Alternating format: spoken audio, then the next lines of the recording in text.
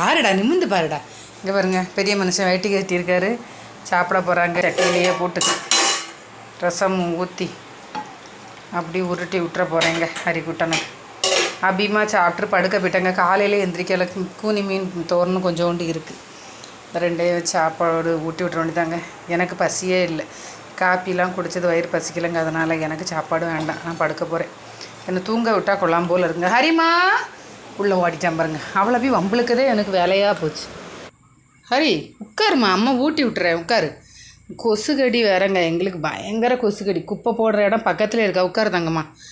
அதனால எங்களுக்கு பயங்கர கொசுக்கடி. இங்கே கொசுனாலே தூக்கமே வரமாட்டேங்குது. கொசுவில் கட்டினா வேர்த்து ஊற்றுது. என்ன பண்ணுறதுனே புரியலம்மா. எப்பா இந்த கொசுக்கடியில் எப்படி நாங்கள் தூங்க போகிறோம்னு தெரியலங்க. ஹரி நிமிந்து பாரு, குட் நைட் சொல்லு. குட் நைட் சொல்லுங்க. என்ன கடித்தாலும் பரவாயில்ல, என்னை பேசாமல் உறங்கி தான் ஆகணும். என்னம்மாக்கா? ஆமாம் சரி. ஆமாம் உனக்கு என்ன, இவங்களுக்கு எஞ்சி நான் தாங்க கொசு விரட்டிகிட்டு இருக்கேன்.